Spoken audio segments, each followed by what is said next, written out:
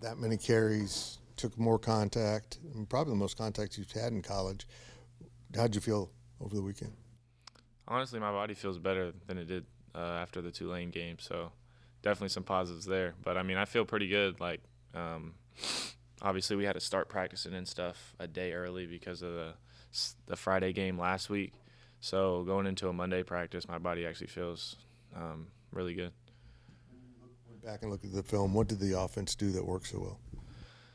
I think it really just starts with Coach Riles, and hats off to him and credit to him because we came out firing and he came out aggressive, and then like I said, Coach Kleiman, we could have went 3-and-out. Coach Kleiman says go for it on fourth down in our own territory. We get it. We end up having a 15-play drive, and it was like we kind of got rolling after there. But I definitely think we executed a lot better, and we came out with a lot more fire, and we practiced a lot better that last week too. So it has a lot of things that kind of go into it, but I definitely would say it started with Coach Riles. I know you played some last year, obviously, but has the game started to progressively slow down for you as well this year?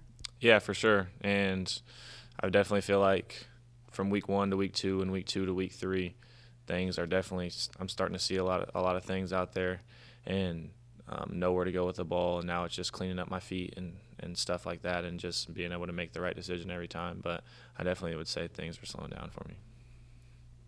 The tight ends are currently leading the team in receiving.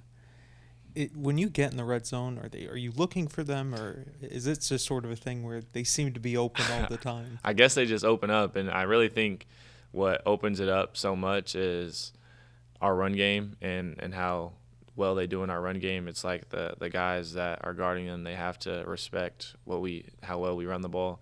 And like on the touchdown, I had to Lofton, like when you fake a pitch to DJ, like you have to respect that DJ could get a pitch right there and walk into the end zone. And Lofton did a pretty good job acting on that play and kind of just slipping past the guy. And on the other one, we get in 13 personnel, and I don't know how much throwing we've shown out of 13 personnel this year, so I don't think those guys were expecting it, and we get an easy walk-in touchdown. So it's definitely some scheming stuff that those guys do upstairs that they do a really good job with, and just being able to mix up looks and stuff to be able to confuse the defense, I definitely feel goes a long way in the red zone. A lot of teams don't run 13 personnel. When you're the quarterback, do you sort of realize that teams start to go a little bit heavier when you can get into that 13 personnel look and still play effectively out of it?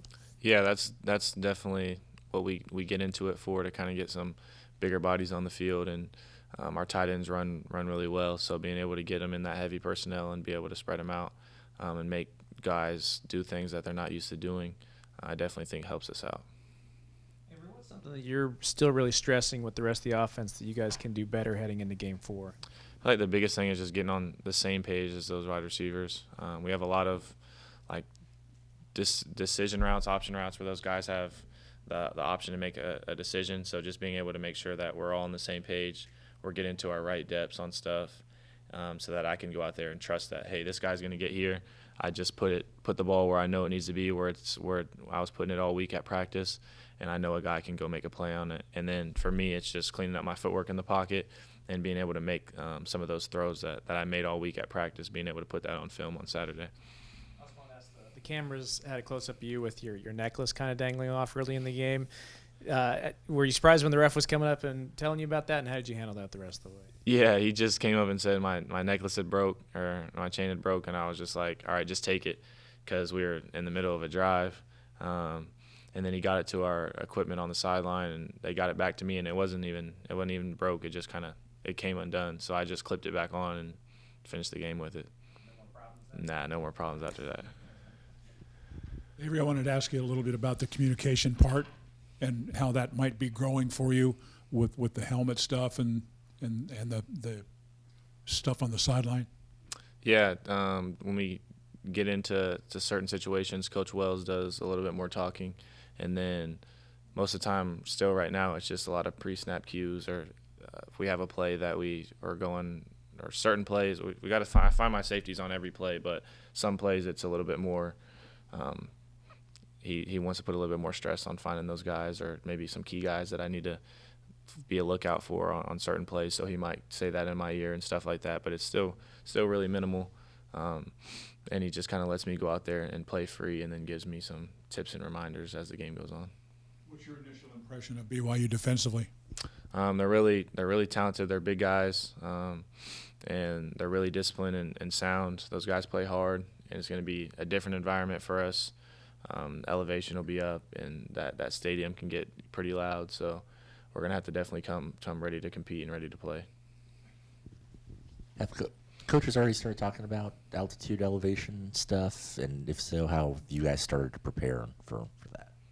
Yeah, I know I started taking some supplements from Scott, and it's supposed to help with elevation, or it's not going to be a night and day difference. Like, I'm not going to be able to breathe extremely well, but it's supposed to help kind of when we get up in those elevations, and continuing to take those throughout the Colorado week, so that the thinner air doesn't necessarily get to us as much, so that we can play for a whole 4 quarters.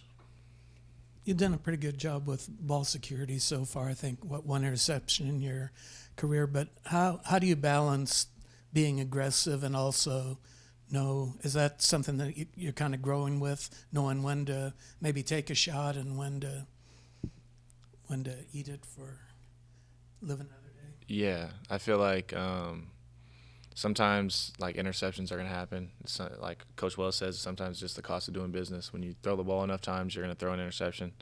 And I feel like I just go out there and I play. I wouldn't say I'm careless with the ball. I don't really worry about throwing interceptions, but just play my game. If I feel like I can make the throw, I'm going to take a chance on it. If I don't feel like it's a smart throw, I'm not going to put the ball in jeopardy. So just being able to have that balance. But I wouldn't say I attack it any different. Just attack the game how it's supposed to be played.